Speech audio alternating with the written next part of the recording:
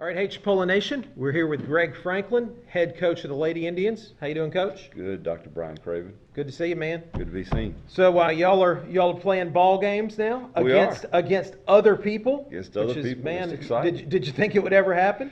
Well, I was hoping and praying, and it did come to fruition. So That's wonderful. well, we got 1 out of 4 in. So That's great. That's feel good. pretty fortunate. So we won a game and we didn't play a bunch of games. Yeah. And, it's going to be that way.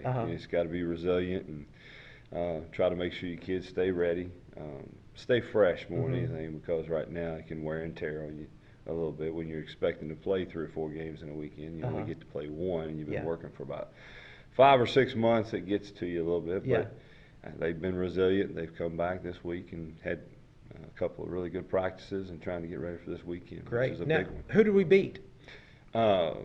Georgia Highland caught me for a second there. I thought we was going to talk about the future. Oh, no, we will. We'll get to the future too. But did you learn anything from that game? Did you see anything that you really liked, or? For the first game, yeah. I mean, I knew to expect sloppy play. Right.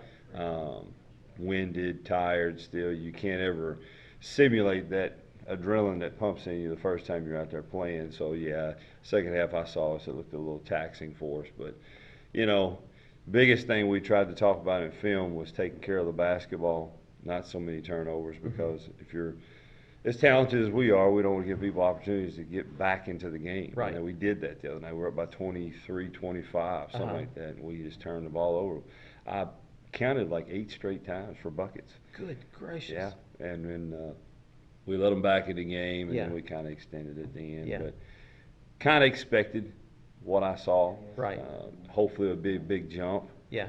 From the first to second game, which usually is, and it needs to be, because we're going to play a very good Eastern Florida team. Yeah. Very good. And so we're going down to Santa Fe to play Eastern Florida. Florida Is that right? shootout we're going to play Eastern Florida at Santa Fe. Okay. And then we'll travel over to Daytona and play Daytona, on a Sunday tip. Okay. So just trying to fill in those spots where you need ball games and Right. taking advantage of being down towards the mid part of the state and playing somebody else. Yeah. But both those teams are ranked. Eastern Florida, I think, is 13th in the country. So, and they have a really good team. Watching them on film, it's going to be a really, really good challenge, because they are very skilled and they are very long. So, Coach, it's looking like we're only going to be playing 3 basketball games before the Panhandle Conference starts. It looks like I mean, that. have you ever experienced anything like that? No, and we're still trying to figure out where we can get some dates back from Florida Southwestern.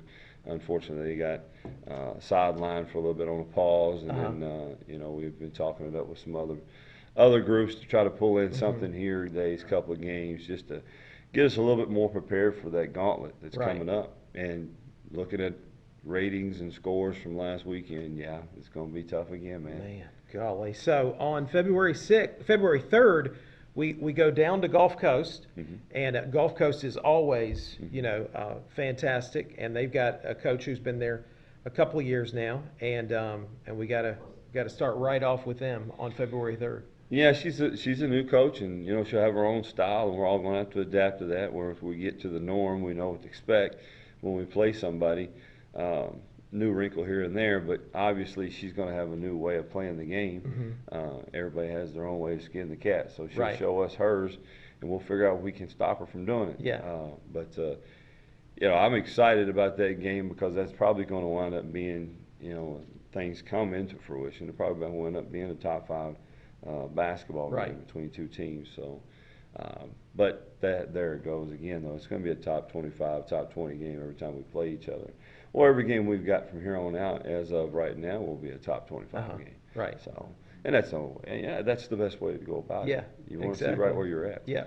And then February 6th, what day is that? Is that a Saturday? A Saturday. We host Pensacola in the Milt, so that'll be our first home conference game. And you know anything about Pensacola? Yeah, we watched them play this past weekend. She has a good young group. She lost a lot last year, and she's got a couple of players back, but it's just going to take time for her too. I mean, it's like she said, we were talking to her, they've been on a pause from November to till December, and then they went on Christmas break, so she hasn't had them a long time either. She has some talented kids in there. Right. When they start clicking, I think they're going to be tough to beat as well.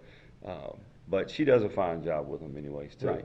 It's just, this league is just, this one is so crazy. Yeah, it's an odd time. Well, Coach, we're only allowing Appreciation Club members into the Milt this year, and gosh, what was that like? I mean, because we probably didn't have more than 75 fans in the building. You know what? It was fine. Performing in front of one person would have been just fine with us. If it's 75, that's great. It's tremendous. I know that I've talked to several people that came to the game and they were pleased and liked what they saw. And, I said, well, if you like that, hopefully we'll get a lot better and you really like us. Right. But I think it was good. It was good for our kids to know that there are people out there that appreciate them. And the biggest thing was, I was telling them, all the time, this place gets packed. It was packed. Right. And on recruiting them, place is packed. It's always packed. Yeah. And to know that, but also you're telling them, but then, have it come and be there. Some people actually be there for them. Just some people be there for them meant the world to them. Oh, I know, because there's plenty of teams that are playing across the country with not one soul in the building except for the referees. In our conference, yeah, there are, and there's some in our conference that are playing with fans, and I'm just grateful that we do have people in the stands, and grateful we do have an appreciation club during this time and day, because if you haven't been to the game, the guys won last night big. Playing well. It's a good brand of basketball. Our baseball team sounds like they're going to be dynamic, and so does our softball and so does team. Softball. So that's a pretty good bang for your buck. Yeah. I mean, you're getting all these games, and every last one of them are the top 5, top 10 in the country. So I don't know where else you can go and get that kind of deal, especially when you start watching players. I'm listening to Coach Jay talking about one of his kids throwing 98. How many places you go to watch a kid throw 98? That's probably a future first rounder. Yeah, not that's many places. Crazy. And Mrs. She's always got a top-notch club out there that kids move on to top-notch programs and win a national championship. Right. And now I see Donnie's product, and it's fun to watch. Yeah, it really is. It really is. So it's a good time to be at Chipola. Everything in athletics is going well, and Coach, we just wish you the best this weekend, and we look forward to starting up conference and seeing y'all here in the Milt on February 6th. Thank you, my man. All right.